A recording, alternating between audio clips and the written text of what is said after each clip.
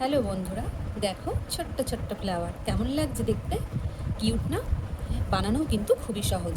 কিভাবে বানালাম শিখতে চাও? তো চলো স্টার্ট করি তাহলে তোমাদের শেখানো। আর কেমন লেগেছে অবশ্যই কিন্তু কমেন্ট করে আমাকে জানাতে হবে, না হলে বুঝবো কি করে যে আমি তোমাদের বোঝাতে পেরেছি কি না। তো চলো স্টার্ট করে ফেলি।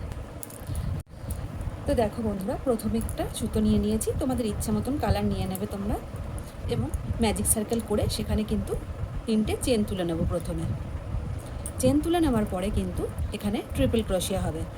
এটা হচ্ছে ফার্স্ট ট্রিপল ক্রোশিয়া,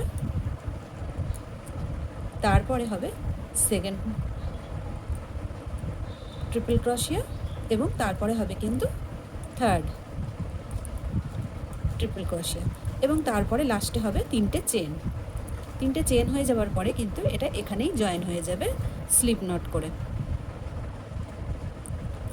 স্লিপ নট হয়ে যাবার পরে কিন্তু এখানটা 1 2 3 আবারও 3টে চেন তুলে নেব, এবং একইভাবে কিন্তু এই ম্যাজিক সার্কেলের মধ্যেই আবারও 3বার ট্রিপল ক্রোশিয়া হবে।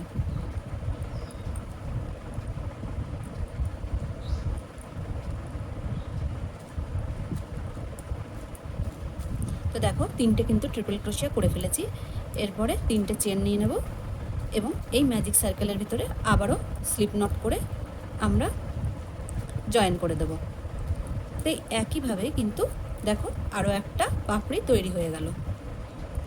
এবার আমরা আরও একটা পাপড়ি করব, তার জন্য 3টে চেন নিয়ে নিলাম, এবং প্রথমে 3টে চেন নেওয়ার পরে তারপরে কিন্তু 3খানা ট্রিপল ক্রোশিয়াও হবে। একটা হলো, দুটো হলো,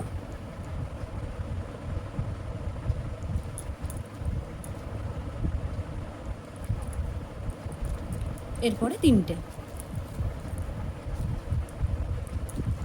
3টে হয়ে যাবার পরে কিন্তু আবারও 3টে চেন হবে, এবং স্লিপ নট করে জয়েন হয়ে যাবে। তাহলে এইভাবে কিন্তু আমরা প্রত্যেকটা পাপড়ি করব। তো 3টে হয়ে গেছে, চলো আরও দুটো করে ফেলি।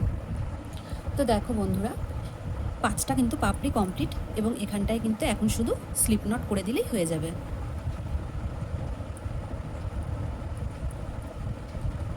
তো দেখো স্লিপ নটটা করে দিলাম, এবং একটা আমি চেন তুলে এই জায়গাটা নটও করে নিয়েছি।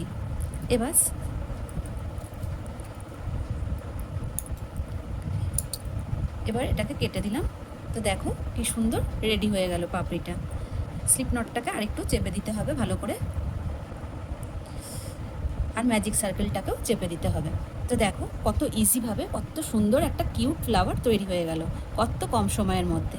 তো তোমাদের কেমন লাগছে বলো, আর এরকম সুন্দর সুন্দর ভিডিও পাওয়ার জন্য অবশ্যই কিন্তু সাবস্ক্রাইব করে রাখতে হবে আমার চ্যানেলটাকে। তাহলে এখনকার মতন আসি বন্ধুরা, টাটা।